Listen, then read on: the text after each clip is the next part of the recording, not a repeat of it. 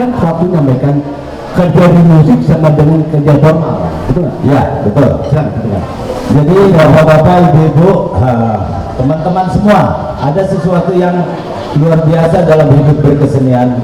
Saya hanya bisa menggiring nalar mereka. Ternyata seniman itu pintar pada intinya. Yang penting justru seniman itu memakai adab, memakai etika. Karena dia harus jadwal show, jadwal latihan, dia harus benar dong. Jadwal belajar, dia punya rundown hidupnya untuk mengurus. Bayangkan saja anak muda kalau main band ada patang, itu lagunya di request, kalau nggak bisa nggak disawer dong. Contoh lah ya gini, anak muda yang umur 20 tahun, 25 tahun ketika main band harus masuk ke pikiran bapak-bapak ibu-ibu yang di atas umur 40 tahun. Ketika ada request lagu dia harus bawain dong, mereka udah datang kok. Bang milenial aja ya? Ya, jadi saya pikir akan saya bagi deh, sebentar saya akan bagi bagaimana posisi musisi di masyarakat Indonesia. Apakah sama dengan petani, apakah sama dengan pegawai bank, apa sama dengan instansi? Oke, kita pisahkan dulu ya. Seni musik ada satu, industri recording. Yang kedua, industri non recording. Di dalamnya ada event, band event, dan satu lagi adalah hobi. Hobi mah kalau main band nggak dapat duit juga nggak apa-apa. Jadi kalau main di sini kalau sekedar hobi, tapi kalau industri recording ada rule and regulasi, ada rule dan regulasinya. Ya. Kemudian band non recording, jangan salah loh, mereka capek harus bawakan lagu orang banyak banget, bertentangan dengan jiwa, dengan raga, dengan wirahmanya, wirasanya, wiraganya, wirupanya, wiramanya. Dia bertolak belakang dengan itu, tapi dia harus membawakan lagu itu karena itu bagian dari request. Contoh itu namanya di industri non recording. Apakah benar kapasitas seniman? Nih saya belum nyapa, Mas Sugeng pernah jadi juri bareng-bareng sering terminal. Salam sayang loh. Iya, salam saya sama Bapak selalu utang dan Oke, kita lanjut. Jadi saya Mas Untung, jadi saya maaf sebesar-besarnya saya pegang kepala sampai ujung kaki, tidak menggurui, tidak mendikte. Hanya saya ingin menjabarkan ketika bapak-bapak, ibu-ibu punya anak, punya keponakan main musik, sebetulnya sama dengan mereka siap-siap untuk kerja di BCA, sama aja. Karena kalau saya punya sanggar 35 tahun, sanggar seni, diajarin seperti pekerja seni. Bahkan pensiun pun mereka diajarin. Ada dibagi lagi, band yang tadi itu dibagi band event, band hobi, band cafe, band long trip. Long trip itu bisa 30 tahun pergi keliling Indonesia sampai luar negeri. Saya yakin udah dengar mungkin ada band-band Indonesia terkenal di Perancis, di Amerika, ada hanya dia main gitar, harmonika, itu orang Indonesia dan dia tidak pulang sampai umur 60. Jadi sampai punya rumah di sana. Terus ada cerita juga band-band itu bisa di industri, bekerja di hotel atau kapal pesiar. Selama ini dikuasai oleh band Filipina. Ya, betul. Band Filipina menguasai. Saya berbagi aja nih buat Kang Niko. Saya yakinkan bahwa kalau punya cucu, punya anak suka main band, selama jurusannya tadi yang tadi itu jurusannya benar, sama dengan kerja di bank, sama loh. Ada rate-nya, ada etika yang harus dipakai, ada adabnya, ada kostumnya, uniform, kemudian ada jam makan. Bedanya pemain band kerjanya 2 jam sampai 3 jam, itu aja bedanya. Gajinya segitu ya? Nah, gajinya tuh kalau kerja di yang lain nggak ada saweran. Betul. Nggak ada sisa di tahun kau, itu yang suka. Terima kasih atas sawerannya gitu. Pemain band itu, kalau bayangkan ya Pak Atang, nih Pak Atang nih ada namanya Pak Atang, kalau lagi nonton, misalkan dikasih lagu Whiter Shade of Veil dari Procol Harum. Kalau ingat masanya, this is that song my life, itu hidup saya, masa lalu saya ketika saya kuliah. Terima kasih lagunya saya mau ngasih supaya dan saya juga ikut ngerasain. Jadi bapak-bapak, ibu-ibu, sekali lagi ya, kalau di sini dibicarakan tidak akan cukup, bahwa yakinkan bahwa main band, saya sudah 35 tahun, band yang udah umur 58 masih main di kafe. Oke kan, kita ngobrol dong. Ini oke. Tepuk tangan dong. Ini luar biasa. Nanti boleh bertanya ya. Betul-betul, saya baru betul keren nih. Mungkin, nah kita akan ngobrol tentang musisi di Cimahi, pergerakan dari dulu sampai sekarang, seperti apa untuk harapannya nih.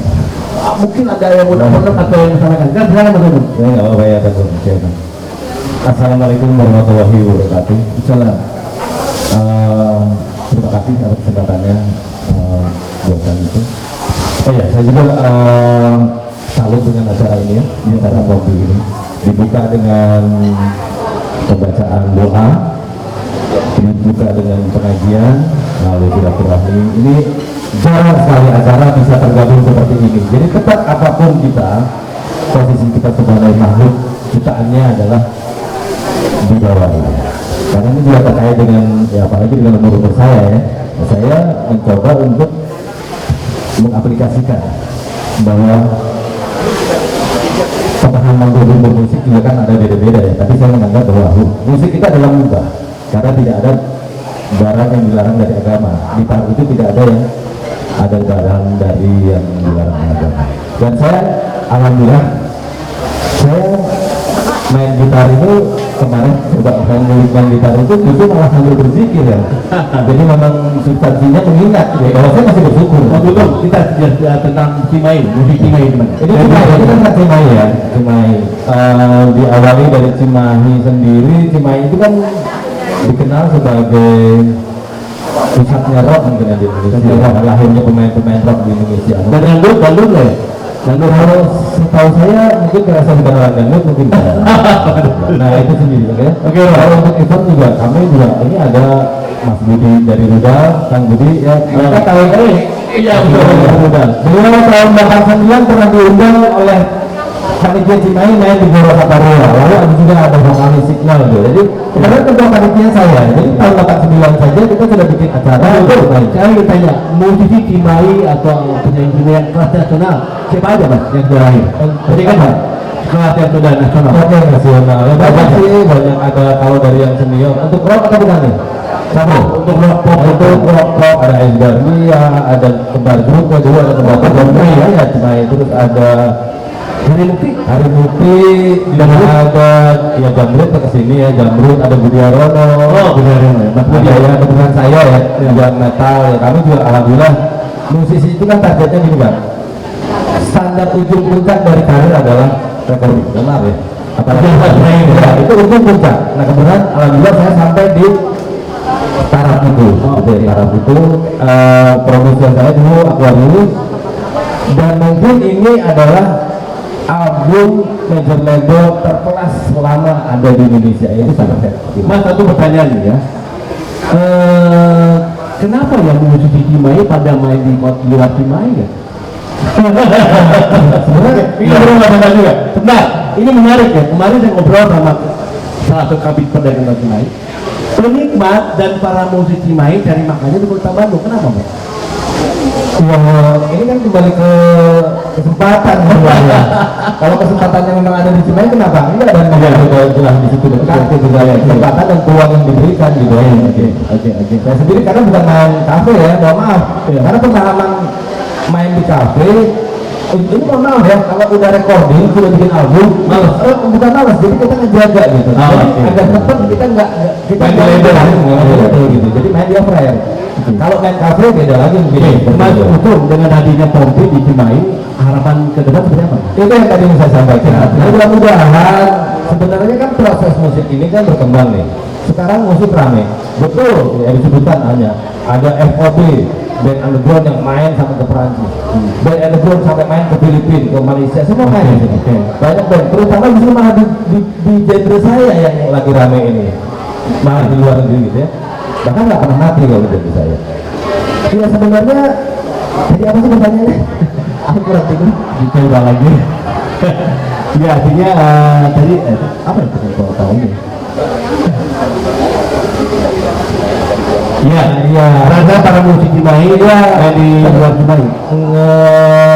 Ya itu sebenarnya karena memang kesempatannya aja nggak gitu. Atau mungkin timnya bukan sama orang Cimahi ya simpel aja lah gitu. Oke Mas, kita berikut. Kang Yuda, ini yang tipe tentang musik kan, tadi menarik kan. Bahwa dulu orang tua dulu bilang pemain di musik itu masa depan itu orang tua dulu ya.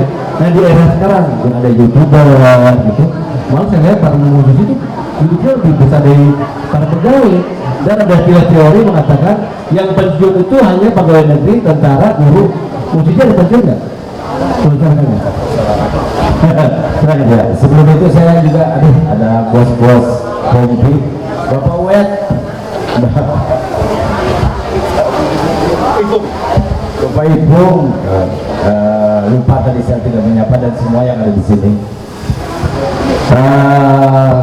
Tetap aja gitu. Kalau saya bicara pengetahuan saya, ketika masa pandemi, ketika masa selesainya industri recording, band atau seseorang, kalau saya biasa ngurus manajemen KP juga, berbondong-bondong band recording, masuk band, pengen show di KP. Karena yang paling dekat penonton adalah di KP.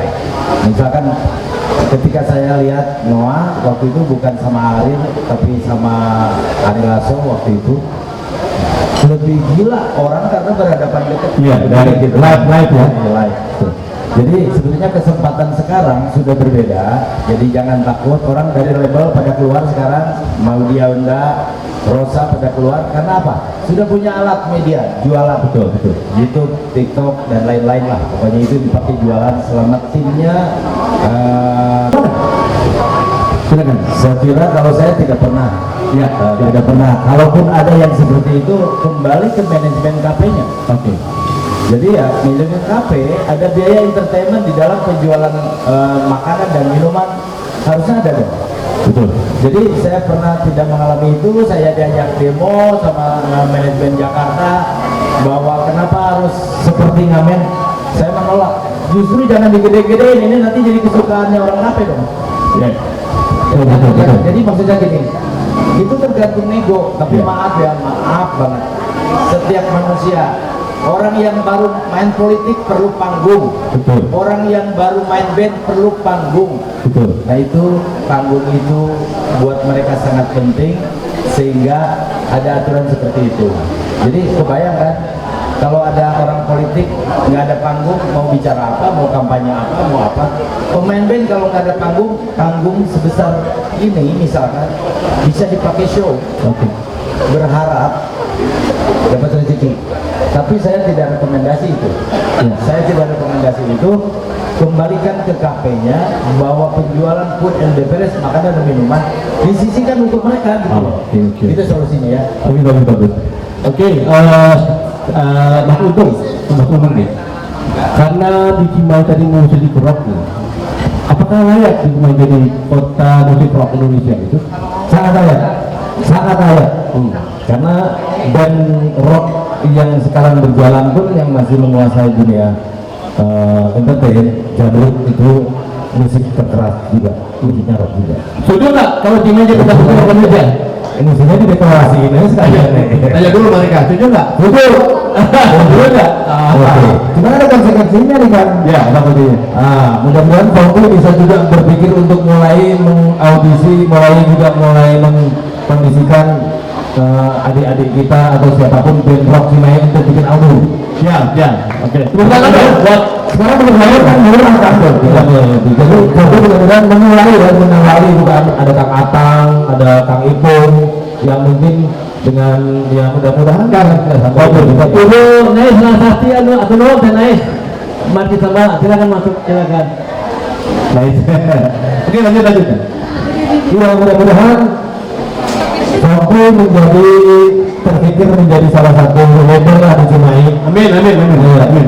Ini dipancing sama kita, nanti kalau perlu kita yang bikinin lagu atau kita yang bikin album lah contohnya gitu. Siapkan. Kang Endar, terakhir nih. Mau waktu dulu lah. Kak, dengan situasi yang begitu pesat teknologi dan kemajuan musik itu jadi bagian hidup kita, kan? Jadi industri ya. Harapan Akang untuk para musik Cimahi, anggota Popis di luar anggota Popis, seperti apa kan? Kita bicara. Silakan. Sebetulnya yang hadir di sini kan usia beda. Kalau saya berpikir tentang mulai dari generasi umur 17, 20 sampai umur 58, bagaimana mengarahkan mereka supaya dapat pekerjaan. Itu saja. Ya. Pekerjaan tuh banyak juga kok. Anak buah saya udah 1.530. Banyak yang nggak minum juga, yang nggak merokok juga. Jadi kita nggak bisa dibawa main di kafe begini-begini, nggak semua lah. Begitu. Satu. Ada salam lupa tadi telepon, salam untuk Kopi Cimahi dari Erpin Edaneng. Ada salam. Terima kasih Bang. Ya dia WhatsApp poster tadi. Makasih ya telepon. Jadi buat saya senang gitu karena Cimahi dari dulu barometer musik Jawa Barat. Ya betul. Kenapa? Dia coba periksa penyanyi-penyanyi rock, pemain band rock. Kalau sekarang kumpul, saya tahu dari umur yang Ajis Jamrut misalkan, dari Ajis, dari Hari Mukti, saya kenal mereka. Jadi saya tahu gitu bahwa banyak sekali dari Cimahi, dari Baros, pemain band yang sangat luar biasa. Tapi banyak juga di rock ya banyak gitu. Urusan dari zamannya panggung Agustusan, panggung apa, Cimahi memang luar biasa. Dia Cimahi benar ada Saya Mas Untung ke depan harapan Mas Untung sebagai musisi Cimahi seperti apa nih? Ya itu seperti tadi, jadi karena sebenarnya Cimahi ini kan memang kota keras ya, gitu ya, memang kota keras, jadi memang yang muncul sampai sekarang itu ya legend-legendnya itu legend di underground, di rock ya, di metal, di underground saya, terkenal keras. Jadi kalau mau Kompi ambil satu spesifiknya aja, ambil musik rock dan jadi label hanya khusus musik rock. Gitu. Itu musik rock, itu Karena memang jadi ada aplikasinya, ada kelanjutannya dari benar Mas. Ini ada masalah benar teman-teman. Tadi kemarin di bulan lalu ya, Mas Untung ada Kompi bikin festival apa? Festival band rock militer dan umum se-Indonesia. Murah ada. Kenapa? Karena kita punya gitaris rock juga, bukan tiga. Mungkin beliau tahu ya, Mas Agus Subianto itu juga seorang gitaris. Wakasar, beliau itu juga gitaris rock. Nah itu bukti kok. Jadi bahwa sampai angkatan daratnya aja gitarisnya rock. Bukan tiga. Festival band army. Festival band militer. Yang mainnya militer atau umum? Enggak, umum dan umum. Yang umumnya itu tapi pakai army logo, yang militernya ya dia militer. Kesatuan. Wah, ini mohon buat teman-teman supaya kita bulan November ya, kita gambarkan lah. Saya bukan panitia, bukan kita semua di Cimahi untuk mengingatkan kembali kan. Cimahi ini kota militer yang sudah mulai terdistorsi, orang mulai lupa gitu. Siap. Oke Mas Bu, karena MC sudah gitu. Oke, terima kasih Kang Hendak dan cukup berpabat berdua.